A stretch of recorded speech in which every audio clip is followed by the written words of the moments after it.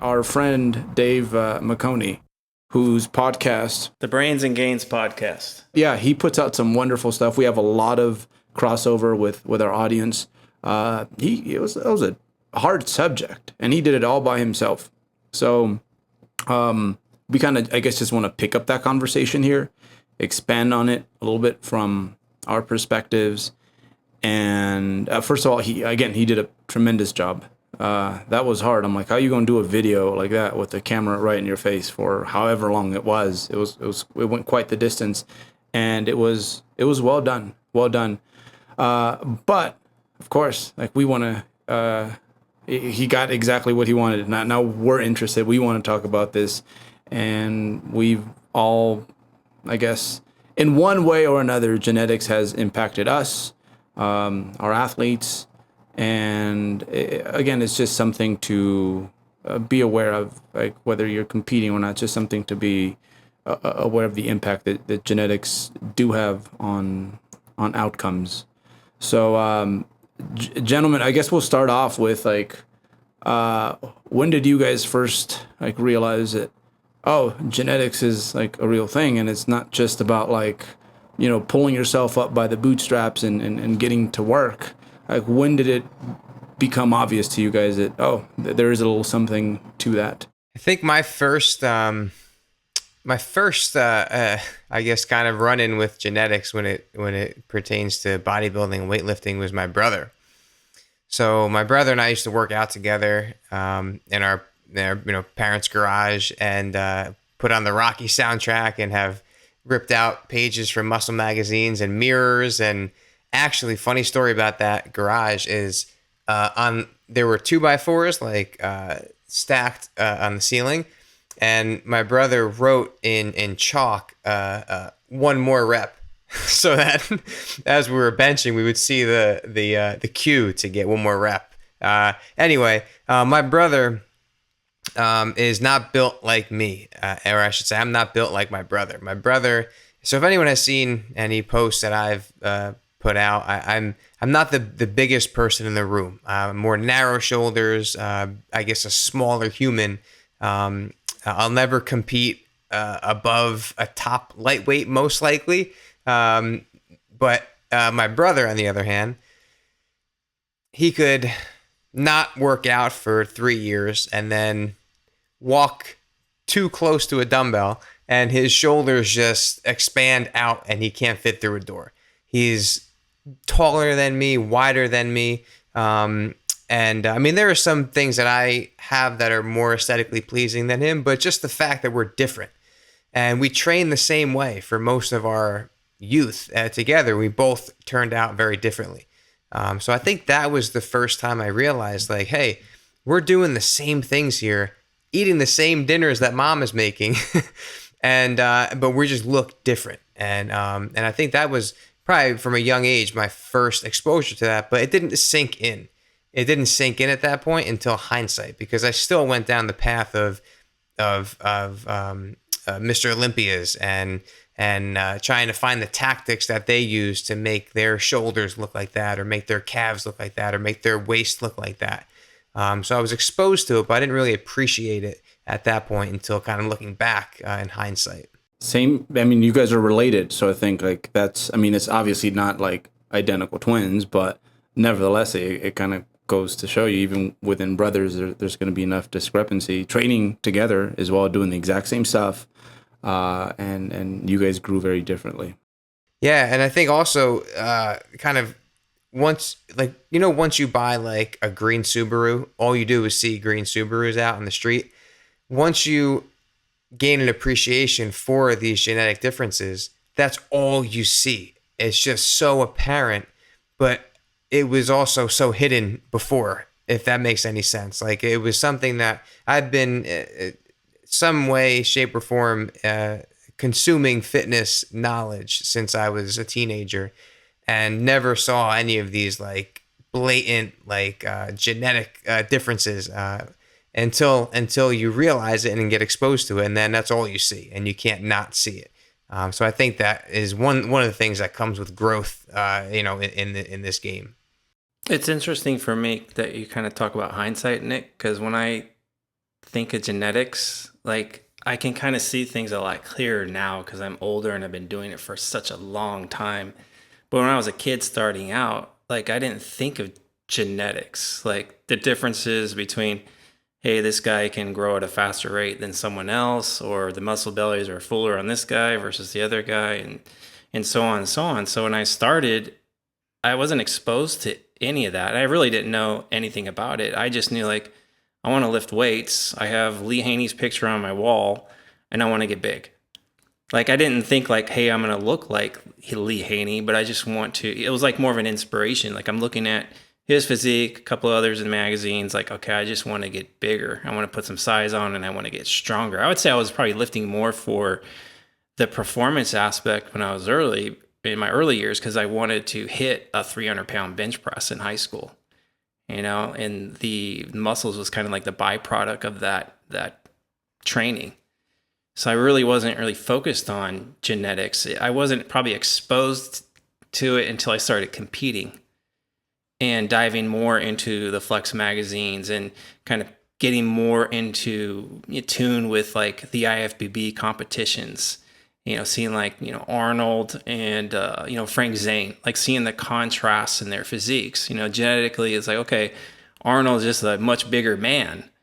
They both train really hard, but Arnold's just a much bigger man than Frank Zane. But you look at Frank Zane, you're like, well, the guy is just so pleasing to the eye. He's got these small little waist, the way he poses, his conditioning, it just gives the illusion like, okay, he can be just as good as Arnold in his own way.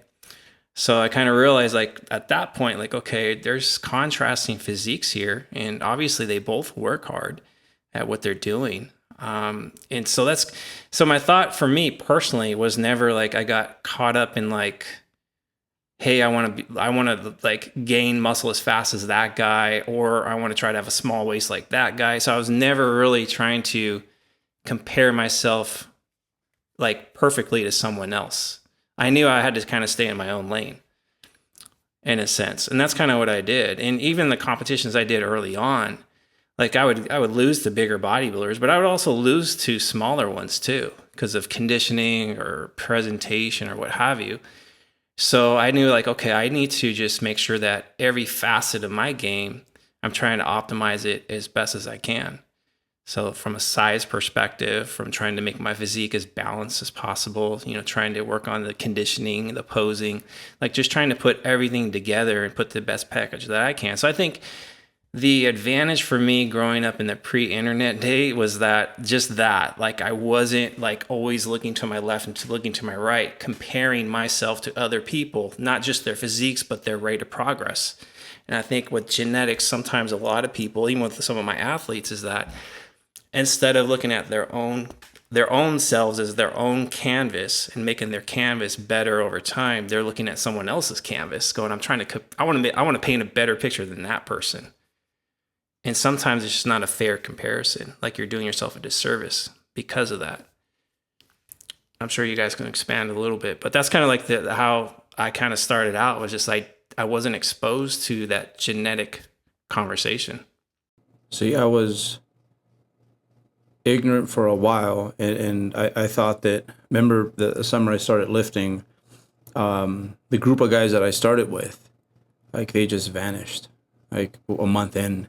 Whereas for me, like everything about it felt so natural. Like coming in and like pushing like RPE 10, like there was no resistance on mine. So even from like a temperament standpoint, and I mean, I was, and that's when it came to this specifically, because like tell me to run a mile, like I definitely sandbag it, because that would hurt me in ways that I didn't find pleasant. But when it came to like really like biting down on like lifting, it felt so natural. Like I wanted to do it more and more and more.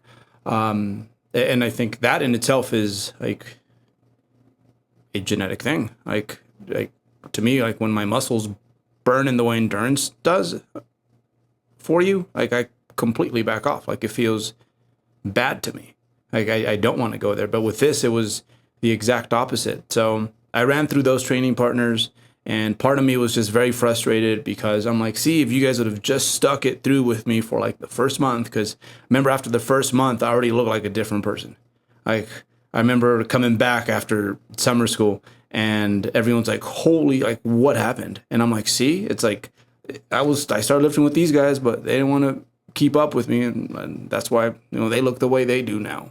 And I invite other people to come do it with me. And the exact same thing. Like I kept having workout partners for like 2-3 weeks, and they'd kind of lose interest. And again, like for me, there was just something about it that just genetically fit the way my body wanted to work within, I guess, those more anaerobic like types of activities.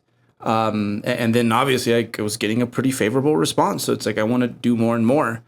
So this whole time, like I think up until the age of maybe 22, 23, I thought it was just because I was obsessed with this, that it was working out the way it was for me. And it wasn't until one of my old training partners, like Juan, like this dude was just a great friend, but during our initial stages, like moderately annoying because he'd follow me from gym to gym. It's like I'd make too many friends at one gym, so I'd move to another gym, and then guess what? Like Juan's like, "Why ain't you going here no more? Let me, link up with you." And then Juan's a member here too, and like he's lifting with me now. And I'd move to the next gym, and same exact thing, no matter what time of day. And I was training like some weird times. Like Juan would be there, and I'm like, "Fuck, this dude is here like the whole time," and like the fucker looks the same, like for the most part. Like he didn't have it very, very good. He was definitely more like endurance-y type. But still, like I was just like, I'm like, maybe there's something up. But no, he's just not doing enough. Like that was still in the back of my mind. And I guess, it's easy. It's easy for us, like if we're a little more advanced than someone else. Yeah. And like when we're younger, we don't have the same perspectives. It's pretty shallow. We don't have a broad perspective. So it's easy just to kind of say they're not working hard enough, or they're not doing X, Y, and Z the right way. Yeah. So, and that could be furthest from the truth. They might be working just as hard, if not harder than us. It's just their body just isn't responding at the same rate that we are. Yeah. But even then, it's like, I've trained with some people like in my early 20s. I had one guy that used to work with the auto plant, and we made a deal. I said, I'll teach you how to work out. You teach me how to play tennis, because he was like the number one tennis player from his high school. So I'm like, this guy is pretty good at tennis. So, he would go to the gym with me. We'd train. And at the time I was doing, Mike Mincer's HIIT. So I was taking him through some just crazy training sessions. And, I had him eating a lot of food. He was getting the sleep. Like he was basically crossing the T's, dotting the I's for the amount of knowledge that I had back then. And he did make some gains, but it wasn't like, he didn't look like me, right? So even I was kind of like, well, maybe he needs to eat a little bit more. Maybe I need to push him harder. But at the same time, when I started playing tennis, he was teaching me how to play tennis. And we played for about, 6 months to a year. And I got a lot better at tennis. Like I was pretty decent. But playing against him, it was like, no way. We were talking like 6'love" when we first started. And then it was 6'2". And then I think I might have gotten him 6'3", the best I got. But he could have easily said the same thing about me. Like, Jeff's just not practicing enough. He's not putting in enough reps. He's not working hard enough. And I was there the same amount of time he was. And trust me, I was trying as hard as I could. It's just his skill level and his talent level was just far superior than mine, because he was playing for a lot longer than me. So it's easy sometimes for us to, hey, you just need to work harder. But that's not always the answer. Yeah, I think so. I do want to continue that thread there, but I also want to jump back real quick to Jeff, what you said about on social media, where you have all these different physiques from all different directions, and it's easy to compare yourself to them rather than appreciate where you've come personally.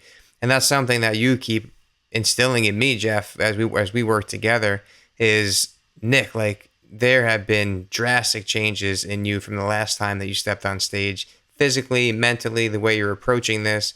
And it's hard to appreciate that sometimes. But what's important is that anyone who's listening to this, that's not that's not like someone saying, "Oh, you're special. You're an individual snowflake and you're special. Here's a participation trophy. Like, go get 'em, sport. Like, look how far you've come." Like that's not what that is. That is the only way to view this sport. You can't look at other people. You have to only look at how you're progressing, because it's all you can control. In this sport, you don't control who steps up next to you on stage. You can't control that. You can only do the best with the package that you've been given. So it can sound like a mother telling her little last place child, "Hey, you're individual and you're special," but it's really not. That is the way that you need to grow to view this stuff. It's tough though, because you got someone who put in years. Let's say they put in 10 years of training and they got decent development, but still, like, quote unquote, genetically not as gifted as the other bodybuilders on stage. So they're kind of going into a fight with a knife while everybody else has a gun. And then you're getting like you're up there, all your hard work, you're showing it externally, you're exposing yourself to the judges place you last. So it's like, it's disappointing. Yeah. I mean, because it's a competitive endeavor. But you're right, Nick, you have to learn how to frame it differently. Like the way I kind of like, sometimes, like, I've had some athletes that, let's say they got wide waist. They're not really, they don't have full muscle bellies, but in their own right, like you talked about, like such as like yourself, like you maximize yourself tremendously. And I've had athletes get on stage and they don't do well. They don't place well. But here's the thing that perspective that maybe people don't think about is that maybe the guy who took first, small waist, round muscle bellies, looks like a miniature Doug Miller, right? Just like super jacked. Well, who's to say that guy worked harder than the other guy? Like, maybe he didn't even fulfill his potential. Maybe he was only 70% because he was eating ding dongs the entire prep, But we don't see that because it's an external sport. But behind closed doors, it's like this guy over here who might be, quote unquote, less genetically gifted, might have maximized himself 110%. And so in my view is like, okay, maybe that guy is actually the better bodybuilder because he's totally developed himself far more than the other guy. Because on the flip side, you have those that are genetically gifted, right? Like they, from externally, like, oh, these guys are just so jacked, but they could be so much more because maybe they're not working that hard. I've seen that too. It's like, hey, I can get away with a lot because of this. Yeah. And then I think the problem with that then is that if that first place winner goes on social media and shows that he does eat ding dongs, now there's going to be a whole generation of up and coming bodybuilders that think that's the key to success because their t-shirts are saying "I eat ding dongs" for prep. Right, but so interpret that as you want. Yeah, we couldn't use any other snack. We had to use ding dongs as an example. That's because I cheated with ding dong. I'll admit, like 2000 prep, my last show, I was tapped out. You cheated with ding dongs. It was my third show of the season. I was tired. It was the week before the show. I ate a whole box of ding dongs. Yeah. And then I wondered why, like, I ended up placing third, and it kind of haunted me the off season. Like, what if I didn't eat the ding dongs? Would I have maybe got a place higher?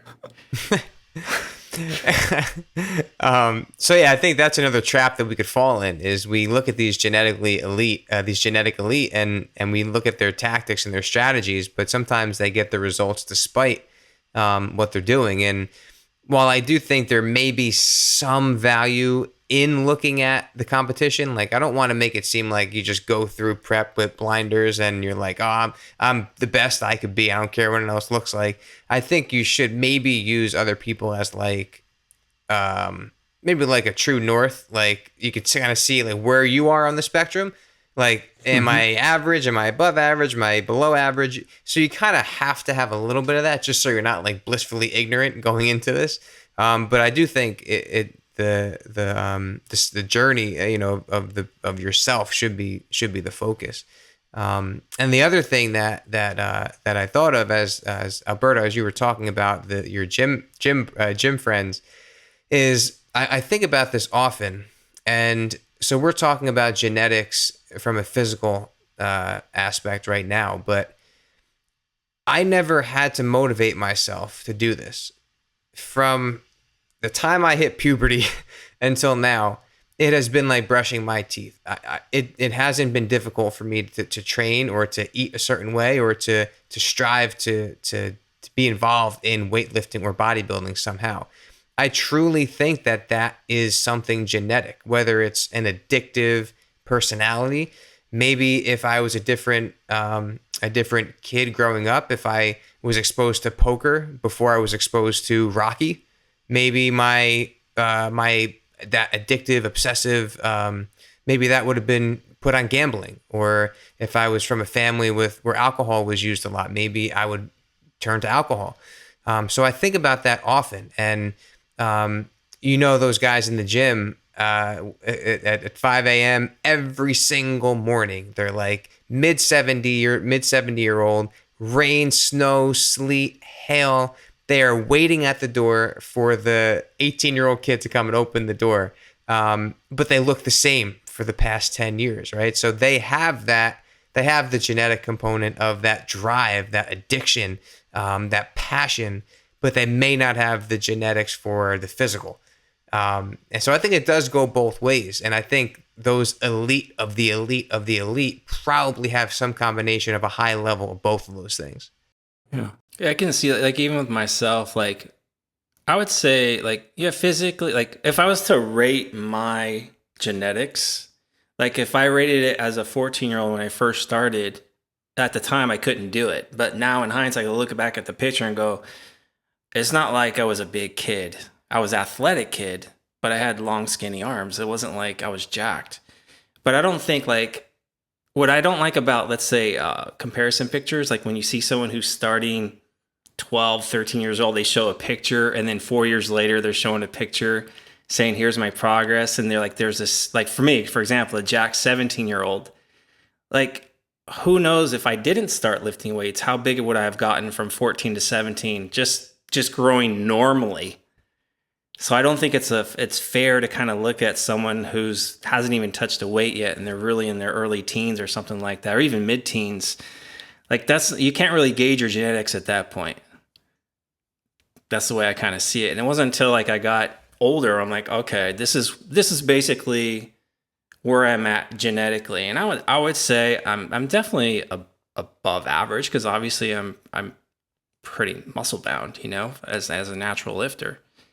But I think sometimes, like when we see those transformation pictures, like from the early days, those are, I think they're, I don't want to say deceiving, but they're just not fully truthful in a sense, or pure. They're not pure. What do you guys think about that one? I gained my most lean body mass just shortly after my growth spurt. So I went from 5'3", I think, to like almost 5'10". I think I'm still almost 5'10". I don't want to check actually, but I think so. Or that was my peak height.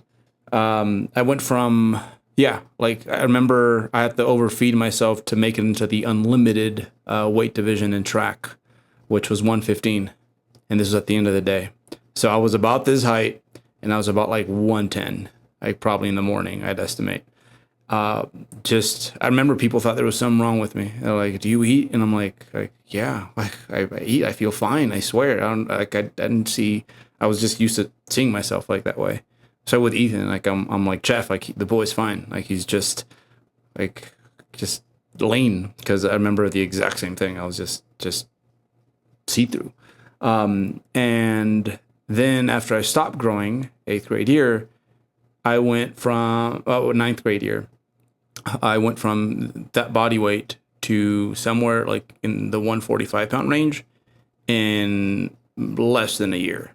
And I remember getting comments from my mom, like the first time, she's like, "Damn, your shoulders are like so round, and you don't see yourself, like you think you're, but when you think about it, it's like 30 something pounds of like, that's what I've basically and you put weren't on since I started, yet, right? But I was not lifting it. Yeah. So. And And I remember it was just weird to me. I'd play basketball, and it was always like mixed age groups, and it's funny how my base worked, because I was like physically superior than like 60% of the grown men. Like, I was stronger, I could jump higher, I could run faster. It was so weird to like bump into people who were bumping into me the year before, and I'm like, oh shoot, like I felt like Superman. And it was like overnight, and like when I math it out, I'm like, okay, how much muscle have I put on? Like, through, like, it's less than like what puberty like gave me. So no, like, there's nothing like puberty. I go back to like what my parents had to feed, and like I'm forever thankful that like they somehow managed to put that together. Yeah, because I think I was like, because like everybody sees my 17-year-old picture, like, damn, you're just jacked. You look like you're juicing, 17-year-old jack kid with a full-grown mustache. I probably have more facial hair than you do, Alberto, because you do the comb over right now at 17. But I mean, it was a combination of the two, right? Like, I was still growing as a child, and I was weightlifting. Yeah. So it's like I had a nice little spurt there. But you can't attribute it all to like, hey, you're just genetically gifted. You gained all this muscle. It's a combination of things. It's multifaceted. And I think sometimes too, when we look at things, we only kind of just look at things from one perspective or one facet. So that's like for me now at 51, I could look back and go, okay, I have like a lot of wisdom now to see all these different perspectives. So it's like a combination of that, combination of weight training, eating mom's food, low stress, all these things. It's like a nice little environment for me to be able to make a nice little growth spurt early on. But I don't think I'm genetically elite, because at 17 I was so jacked. Hey 3DMJers, this is Andrea Valdez here to tell you all about the Recovery Diet, our newly updated free course in the 3DMJ Vault. The post-contest window is one of the most problematic and emotionally difficult times for any competitive bodybuilder. And our coaches have established a system to help athletes get to the other side of that phase in a healthy and productive manner as quickly as possible. This Recovery Diet course was made by our Chief Science Officer, Eric Helms, and he'll be showing you exactly how we execute this framework to get athletes back into their gaining phases with minimal damage or delays. It's a short and sweet delivery of 14 videos with Eric explaining the research and recommendations for the Recovery Diet, and also includes a downloadable PDF summary guide for quick reference throughout the whole process. It's one of the 5 free courses that we have in the 3DMJ Vault, including BFR training, gaining strength while cutting, and sustainable fat loss.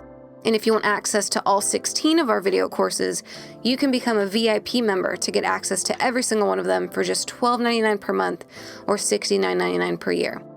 VIP members will also get the Advanced Deload Guide, the Calculating Your Calories course, the Lifting Library, our Contest Prep Q&A collection, the Lagging Body Parts course, and many more. Go to 3dmjvault.com and sign yourself up today. That's 3dmjvault.com to get all access. Thanks so much for listening, and enjoy the rest of the show. That's the thing with like 8th grade and high school sports. It's so unfair because you get those guys or gals that are just bigger and stronger for no reason that they deserve. And then it's just everyone else just chasing after them and trying to keep up.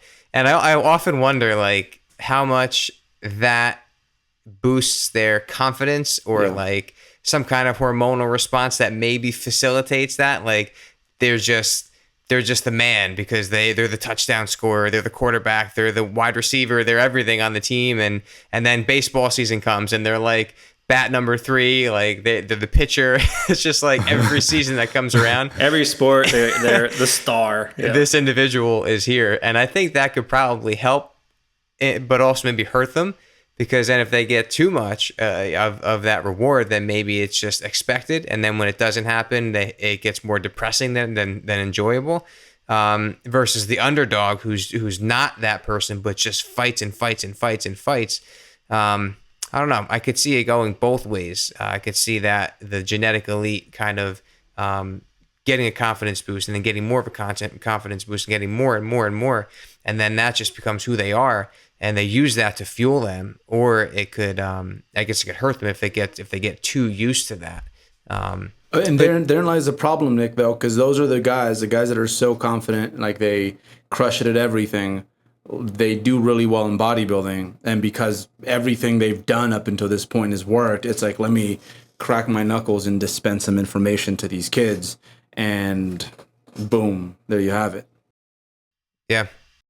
That was me, like in my early mid-20s, like basically just shoveling hit training to everybody because, you know, hey, I was highly successful through high school, highly successful in my early 20s, you know, doing pretty decent in shows at the time. So anybody that said, hey, this other thing might work, it's like, nope, this works. This is the most optimal way to do things.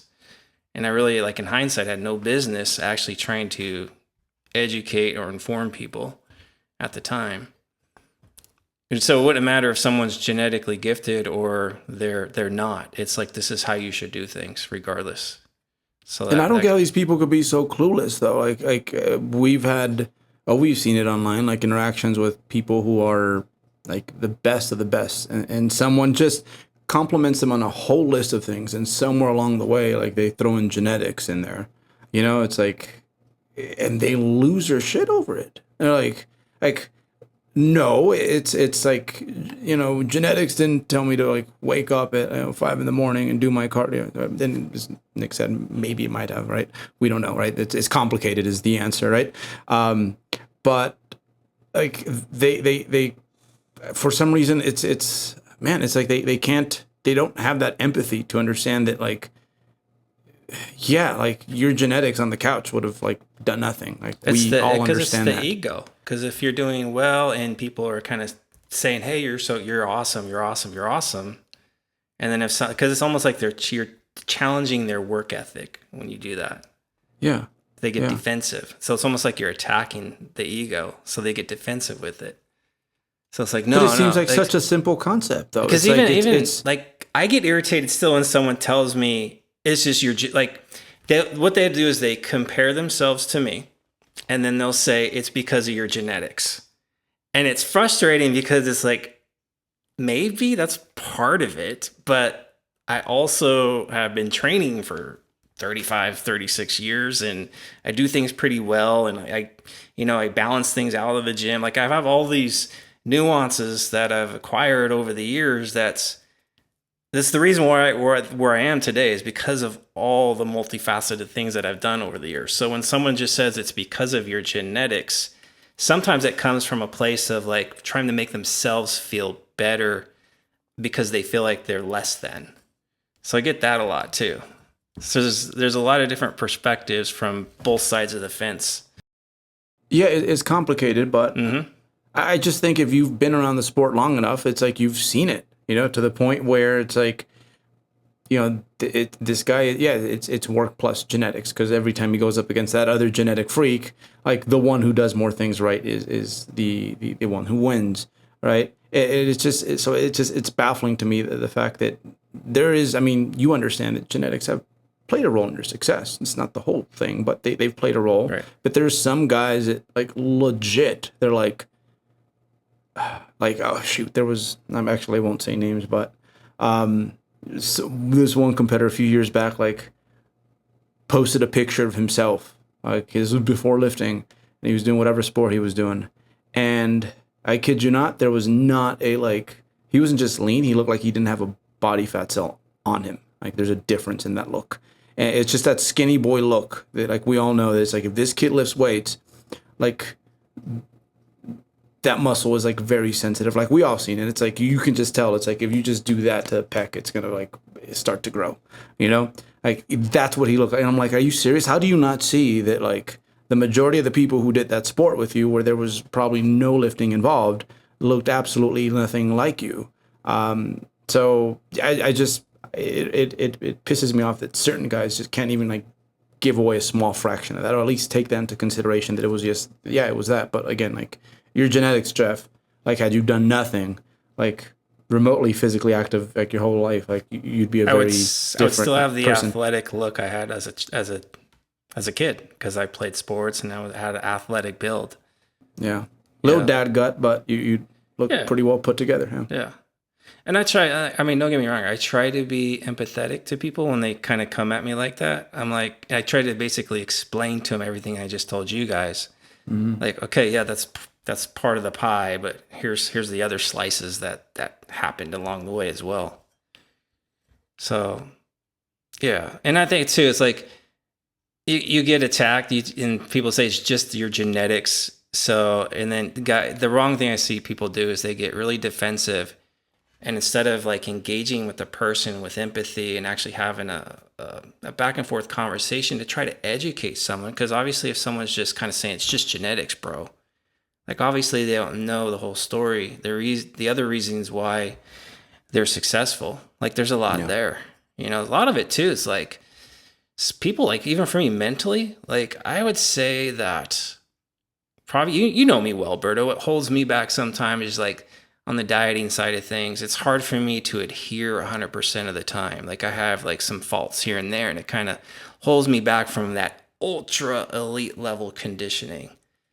And, you know, sometimes I just don't think I have the mental capacity to go there, whether it's stress in my life or just the way my brain functions or what have you. It's just like I don't have that other gear. And I've worked with athletes that have like just crazy mental makeups where they have just complete discipline and perseverance, and they can grind like there's no tomorrow.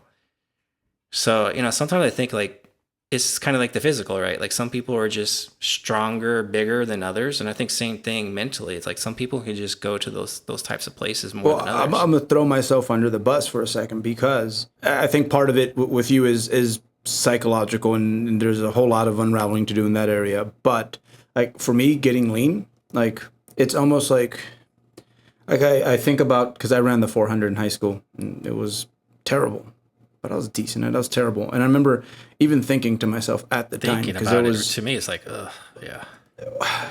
I'll walk a 400. Oh, there was this one kid. I remember like you know, before the race, and I wanted to race him so bad. Like I knew who he was, and I'm like, hey, like. I'm like, bro, where do you slow down? Because that's where I'm going to catch you. Just like, you know, like messing around with him. And he's like, I don't slow down. And I'm like, you kidding me? All right, we'll see. So we race. And like, where I always made a living was that last two. It's like, if I made it to that last two in like decent shape, it's like you're getting caught. Like, I don't care how fast you are, you're getting caught. And this dude just like, no, he stuck to his word. I'm like, boy, you are fast. And like, and that's when it hit me. I'm like, yeah, there's no way this race feels the same for him as it does for me. And I think you could even expand on extremes. Like, I'm sure like Michael Johnson, the best 400 meter runner ever, like I guarantee you his body didn't burn the way it does for the rest of us. And when I diet, like I do think as hard as I do work at it, like if you were to put your average dieter in my body during certain body fat percentages, they would be like, okay, this makes no sense. Like you feel for the most part intact. Just don't get up too fast. But other than that, like you're doing okay, right? So like even that, like the fat loss and like in the body fats, like it's just so like convoluted. Like the fat-free mass index for me does absolutely nothing. Like nothing. Like you put me on there, it plugged me in. It's like, this dude's kind of average. He's got kind of like crappy genetics. Like as a matter of fact, shoot. But again, like you, since I pointed this out to you, Jeff, like you keep pounding me on it, but it's true. So I can't say anything about it. It's like most of my height comes from my neck and head. Like my shoulders are legit just like you're much. 5'6" in reality, not 5'10". Like Matt Ogus, who's a shorter guy, you know, he's like the ideal height for bodybuilding. Like my shoulder is just a tiny bit higher than his, just a tiny bit, but I tower over him if like you're looking at the top of the head. So like that formula, it's like it's so complicated. It's like it doesn't even plug in like right. And like on top of that, it's like not all 160-pound 5'10" bodybuilders are like created equally. It's like, okay, now we have to look at like what's it growing out of and how's it growing, and it's God, it's just. Well, that's so many different directions to go with this. Because you can have someone the same height the same weight but look completely different. Every So- NPC show I've done, I've been at the bottom of the weight class, and none of those dudes have outmuscled me. Like, even though they're coming down from the 180s to make the 176, and it's because of muscular shape, which, like, with amateurs, I still stand out at that level. Not with the pros, but with those guys, I absolutely do. So, so it's just like there's so many. Like, there's like, why can someone diet? Why do some people lose fat faster than others? It has more to do with just like, hey, there's this like perfect, all-encompassing like recipe, and you're just not doing enough of it. It's so complex. So up to this point, I feel like we've been talking about how genetics can't go unnoticed or not talked about. Yeah. But what about the opposite? Like, do you guys run into any athletes who don't have the hard work, don't put the time, effort in, and then they use genetics as a scapegoat? They say, it's just not genetically built for this. How do you approach that person? Like, what is that conversation like? Because I see this in physical therapy as well, and not to get too far down that road, but you have two people next to each other who had the same surgery. One person bends their knee to 120 degrees a week after surgery. The next person is struggling to get 30 degrees 3 weeks out from surgery. And it's like, what did I do wrong? I've been doing everything at home that you're telling me. And the other person's like, yeah, I do my stretches. Like, I don't know if I remember to do it at home. And the recovery is completely different. And I think if, for some reason, I don't think that gets a lot of attention when it comes to recovering from injury or illness or anything in the healthcare field. I mean, if it exists in athletics and beauty and anything else, why wouldn't it exist in recovery and the way the body heals? And that's a conversation that I don't think I even have enough with my patients, because I don't think we know enough about it. It's not as clear as someone's shoulder width or someone's height or someone's ability to get lean. It's so murky and unclear in recovery from surgery or injury that I know it exists, but now what do I do with that? It's kind of like what where do I go with that? So I guess my original question was how do you approach that person who blames genetics when really that's not the case? So if they're falling short on like execution wise, like they're really kind of not crossing T's, dotting I's, falling short. Yep. So you have to kind of figure out, the way I kind of see it is you have to figure out why aren't they doing those things? And if they're kind of using the genetic card, then maybe are they looking to their left and to their right too much? Like, are they comparing themselves to other people too much? So is the expectations realistic? And oftentimes if I'm getting someone who I'm working with the first time, I really don't know what they can or can't accomplish until you actually start going through a process and seeing it. But if you're, if you set someone up, ideally you can say, okay, you can kind of gauge, looking at someone's photos or what have you, maybe what they possibly could achieve. But, it's not like you're going to say, hey man, I think you're only going to gain a pound of muscle over the next 10 years. Like, you're not going to tell someone that. You're like, hey, I don't know what you're capable of, but we have to go through the process and actually try to, execute as best as we can. Because that's the only way you're going to find out. And let's look at other people as inspiration, but not someone who we're going to try to duplicate. Because that's a recipe for failure right there, just mentally. You're going to have some letdowns if you're trying to be Doug Miller or something like that. It's like, it's probably not going to happen. So you have to really try to, have people on the same page with the expectations, realistic expectations. So I try to frame it that way, and then, okay, let's execute, and if they're not executing, then it's like, you have to kind of ask why. And it might be mental. It could be the comparison thing. It could be like constraints in their life. Maybe there's some stressors there. So you constantly have to try to retool people. It's an ongoing, evolution of trying to improve their tools and make sure that you're basically bringing their expectations. Like, you might have to bring their expectations up or down at certain points. Like, hey, I think we can actually do more, or hey, we need to bring it down less, because you just don't want to set people up for failure. So that's how I kind of look at it. This actually, it triggers a lot for me, because you'll see, I think one thing we can learn from like the genetically elite or just people with really good genetics is like they're very optimistic about things, mostly because stuff is always like worked out for them, right? And I think when people get to the point where it's like, okay, they've been around long enough where it's like, man, it's like this dude started my gym like 6 months ago and he's already kind of caught up. Like, okay, it's like that's in the back of their mind. And then, they go on Instagram and it's like, holy crap, this kid's 19 years old and he looks like that. Like you can't lose like that optimism for what it is that like you can do. And I think for me, it's only been a week since we've had our posing intervention plan, Jeff. And I think in years past, like I think the first season when I was like, okay, let me really be about this was when I got my pro card, but I was hurt, so I couldn't even like pose, right? And ever since then, like I've had it in the back of my head is just like, you know what, like I seem to be very good when it comes to body awareness in other ways, but something about being a statue and staying in place, I just can't grasp. And I guess what I've kind of sold myself on over the last few days is the fact that, well, like, have you ever given it a try without like that sort of mindset? And it's like maybe you'll never be like Jeff, where like, like all the miscues he has in his posing routines or in his outing, no matter how tough the lineup was and no matter how long you were out there, it's like he'd have to tell us because we can't spot them.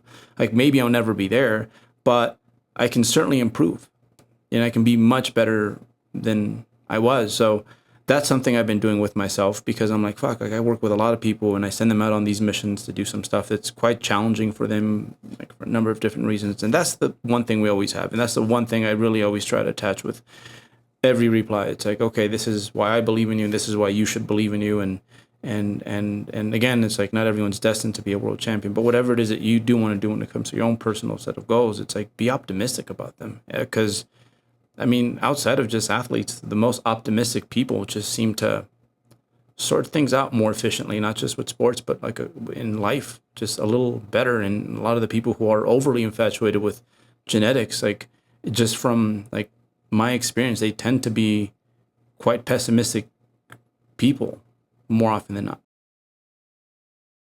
Well, see, you're applying yourself now. Because before it was kind of just like, posing was kind of just more of an afterthought.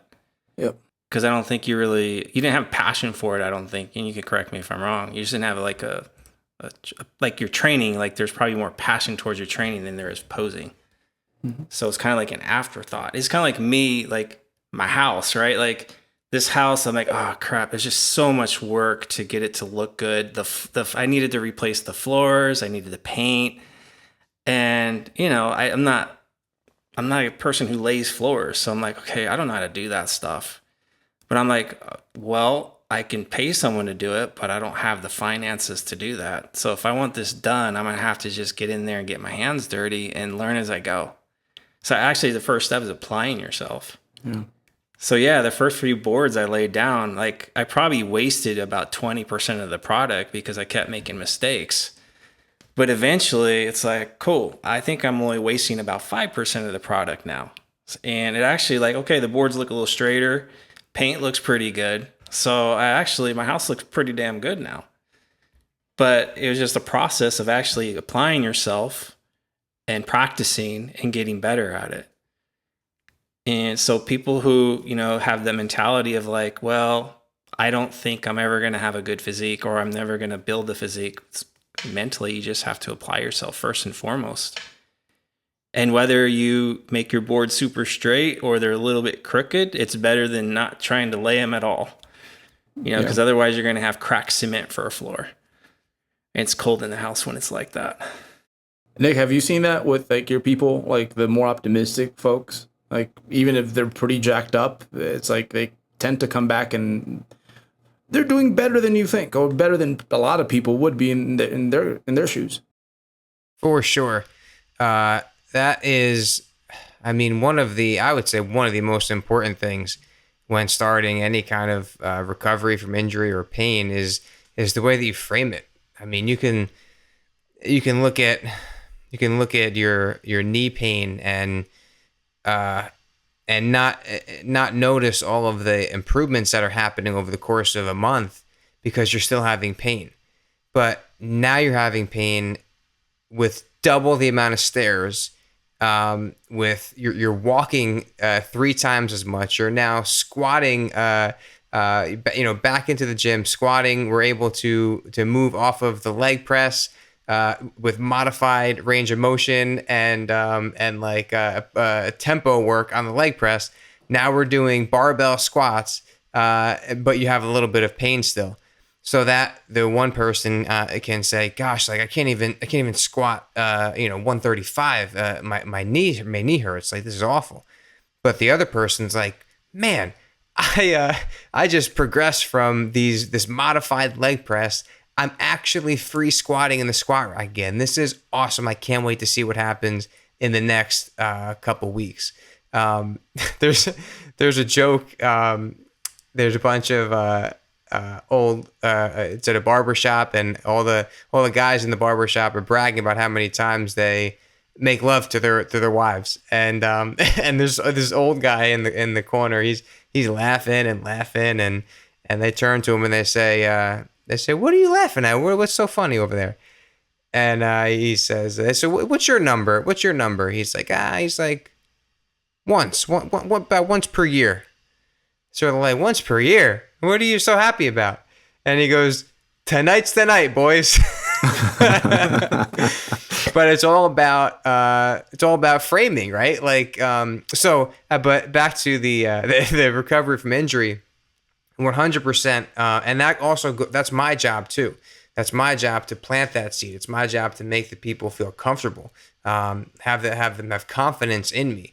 And then once we have that relationship and we built that trust, then we can work on kind of reframing the goals and seeing the wins that are happening and not just focusing on the negative. But for sure, and even in myself, like Jeff, I've kind of dealt with that foot thing throughout this prep.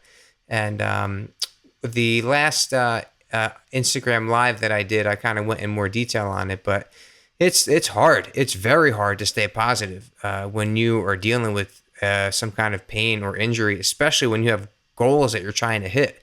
In the middle of a prep, I couldn't walk from my bedroom to my bathroom, and I had to find a way to hit my step count and my activity level, and it could be quite defeating. But it took conscious effort for me to look at all the great things or the good things that I could still do, and the ways that we can work around this thing. And because I have that awareness, it wasn't easy, but I didn't stress much about it. I just said, okay, these are the cards I was thrown. And maybe it's because I built that muscle up over the years with having 2 babies and doing the things that I'm doing in my professional life and always trying to make myself uncomfortable and having different things thrown at me.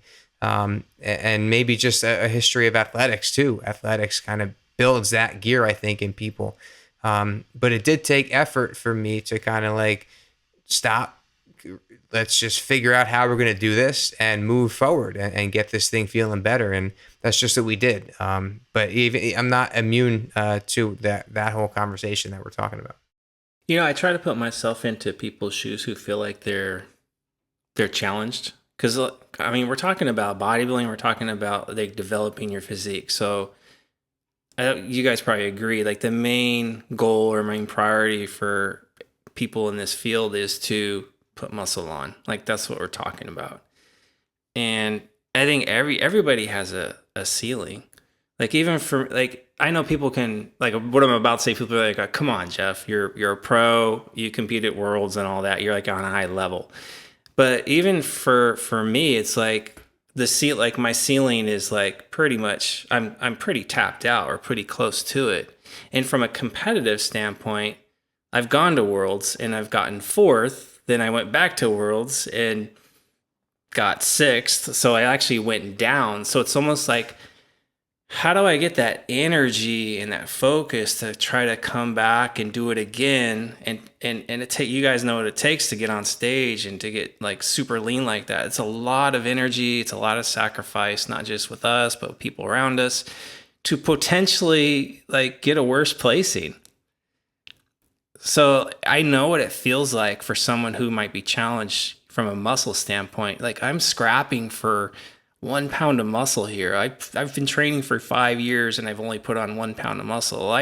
You can say as a natural pro, I've been training for over 10 years as a natural pro to go down in placings, you know, in a sense. So it's a struggle. It's hard. But what I've really come to, like, in a sense, learn and appreciate is the love of training, like the actual process, like how it makes me feel, like just to move weight from A to B, whether I'm lifting heavier now than I did in the past, or I'm lifting heavier or less than other people. It's like just the fact that I'm able to move things from A to B, like just the health benefits of that. Like how many 51-year-old guys, you know, can say that, you know, hey, I could go out in the backyard and mow the lawn, rake, you know, move heavy things and do some stuff like that and have no issues at all doing it. No back pain, no nothing, just physically capable. So there's a lot of benefits outside of just like, hey, I look jacked. You know, there's just a lot more going on there. And the older I get, the more I appreciate that fact. So, you know, for me, like, yeah, I'm still trying to be competitive, but it's like, it's just part of my goal and part of my perspectives now. Like I could see outside of just like, hey, I'm just trying to like look bigger. So there's a lot of things like that, you know, kind of go through my brain now that I've gotten into my 50s. And I try to, you know, teach that to the athletes I work with. It's like, yeah, we're trying to get your physique bigger and better and look, you know, overall better, but you also have to appreciate the fact that you're getting these small victories. You know, even if you're hitting PRs, not hitting PRs, just you going into the gym, like you're fortunate to be able to do that sometimes, because there's a lot of people that just don't have that capability, you know. So I try to teach that, to have, you know, try to teach perspectives to people that maybe don't have the same type of experience that I have. And there may be a genetic component to that too, right? Like, Jeff, there may be another 51-year-old guy who's trained the same as you have over the years, but for some reason he's loaded with arthritis and he can't get up out of the chair to go mow his lawn. But it's not anything maybe that he did wrong. It's just the cards he was dealt. Maybe there's some kind of genetic disposition to that sort of thing. But I think what you said, Jeff, is how you have to have like gratitude for the things that you're able to do. I really felt that in 2020. So right before my first daughter was born at the end of 2019. So I got my little basement area set up with some basic equipment. Got some stuff from my parents' house and made a little gym, if you want to call it that, in my boiler room in my basement. 4 months later, the world shuts down. And I knew that 99% of bodybuilders, weightlifters, and people in our space were stranded and would have done a lot to have half of what I had in my basement. So I just had a really, really kind of eye-opening experience of just how grateful I was to be able to do that. And I made sure that I wanted that to carry over after the pandemic. I wanted to make sure that I'm grateful every single day that I get into my basement and work out and walk out and live to tell the tale, because it really is just something beautiful. And I think we should all just appreciate those things a bit more. You know, Nick, I think unlike a lot of your patients, I mean, could you imagine, like, I don't know, 3 people with something very similar lined up, like right next to each other, like, and they're like testing knees. And I'd be like, oh, what the fuck? Like, this dude right here is like, he's taking something, you know? Right. And so that's like the catch-22 to bodybuilding, is like, eventually you realize there's other people.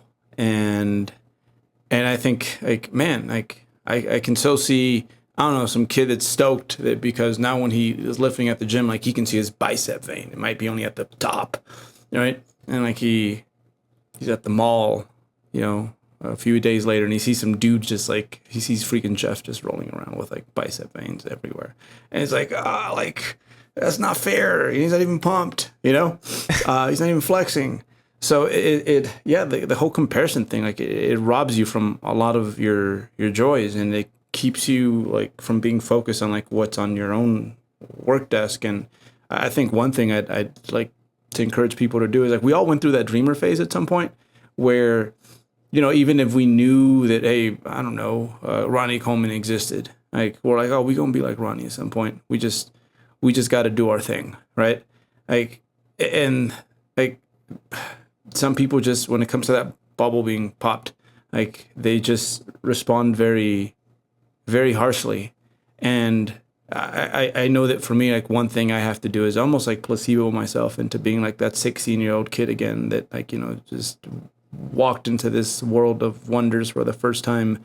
And, however much I can gain from here, it's whatever it is. I can't control that, but I need to walk in there with like that much. I need to be a dreamer when it comes to that. And what I've learned from that is like when it comes to from lifting, you learn so many things from lifting. It's the exact same thing. It's like when it comes to anything else in life, it's like, hey, you have to let yourself dream a little bit. And yeah, there's those constraints, but who cares? Like I'm a dream when it comes to like what it is that I can create with like whatever, I don't know, my Lego set or whatever you want to use as whatever's on your metaphorical desk. So yeah, I think that's the issue. Is like it's just distracting, and you can run your fastest like when you're kind of like looking off to the side. Tom Bilyeu always says this, and I love it every time I hear it. It talks about like growth mindset and whether people are born a certain way or whether they're made a certain way. And he says you can't make a pig into a racehorse, but you can make a really fast pig. and I don't like the animal like pig as an example because it kind of has like a negative connotation, but I love the metaphor because just like you said, it doesn't serve us to think otherwise. It doesn't serve us to not be a dreamer. It doesn't serve us to stifle that because that's just going to limit our progress. And we're going to make progress. The end result may be different than the person next to you, but if you want to keep making progress and make that pig as fast as possible, you have to be a dreamer, and you have to say, if I'm not good at something right now, great. I'm going to get as good as I possibly can by putting these strategies in place and having that growth mindset, not letting other people hold me back because I'm getting demotivated from them, but let me look at them and say, damn, like that's fueling my fire. Like that person, that mindset, they're the way they go about what they do, even if it's not bodybuilding, even if it's a CEO of a company, or if it's a mother or a father that really just knocks it out of the park. Like, man, that guy is really doing it, like balancing everything right. Like, good job. Like, great father, always present. Like that can motivate me rather than say like, gosh, like I'm an awful father because I'm not like that guy. It's a shift in perspective, I think. And if we can look at people who may be genetically better than us, or maybe genetically equal, but just better than us, if we can look at those people and get motivation from them, and make our pigs as fast as possible, and take pride in that and love that journey of that process, man, I think that is a great place to be. Not only in bodybuilding, but hell, anything that we do. I agree. That's probably the last thing I want to say on this is that, like in 2019, my personal experience in 2019, going against Sam Okanoa, like at the Mayhem, I knew going in that he was going to beat me. I mean, he's bigger, he gets more conditioned, he's very symmetrical, and he poses really well. So I was like, I'll be competitive. Like, it's not like I'm gonna get embarrassed, but I knew realistically I wasn't going to win, and that was a case I didn't win. And 3 or 4 weeks later, we were going to Rumble again. So I'm like, I had the mentality like I'm going to beat him. So it wasn't like I was trying to be like him. He was inspiring me because basically he's a great guy. Like, one, he's a hard worker. He's very knowledgeable about the sport. He helps others. Like backstage, he will stop what he's doing and talk with people back there to help them. Like, he'll be in the middle of like him getting himself ready, and he'll stop and he'll put other people first. So he's very, very inspiring. It's like, okay, he's pushing me, like, on the outside, he's pushing me to be better. And that's what he did. Like, I got to the show, I was better. I was more conditioned, I was more mentally prepared. And of course he beat me again, and I was okay with it. So it's kind of like what you're saying, Nick. It's like, I'm staying in my own lane. I'm a pig, right? I'm making myself the fastest pig I can be, but I'm looking at other people not as something to try to be, but just using them as fuel, as inspiration to better myself. I guess I'll say my piece, and this is it was inspired by one of my Skype athletes. So he's doing his thing as a doctor, and right now he finds himself in the emergency room. So all sorts of things, like fun things, happen there, obviously, right? Where it's like some people, they come in and you're like, damn, like, well, no, this doesn't look good. And other people, you're like, okay, I think we can help them, and you end up not being able to help them, and the worst happens sometimes. And for a young doctor, a new doctor, that can be devastating, especially at first.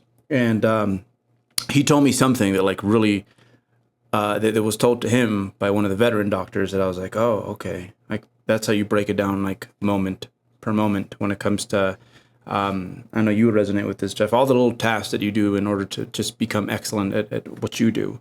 And I don't want to misquote the man, so actually it was part of one of my posts, and it was, we do the best we can and can't do anymore. And like, to me, that's just like, that was like, boom, we do the best we can and can't do anymore. And if you do the best you can, it's like, okay, like, move forward. And for them, that really holds true, because it's like, fuck, we did the best. We thought we could help this person. Things were looking good, and fuck, I got to get myself together because I need to go help the next person. So, and I think that holds very true when it comes to like every single task that I do when it comes to, I think for sure, bodybuilding, and like from that, it's like you can apply to other things in your life as well.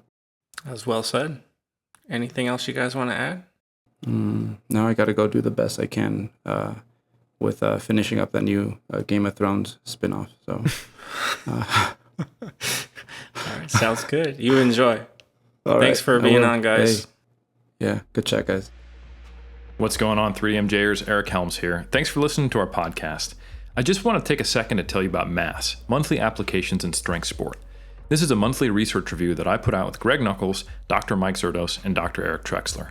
We cover the most up-to-date, peer-reviewed research in the world of strength and physique sport that's directly relevant to your practice as a coach or athlete.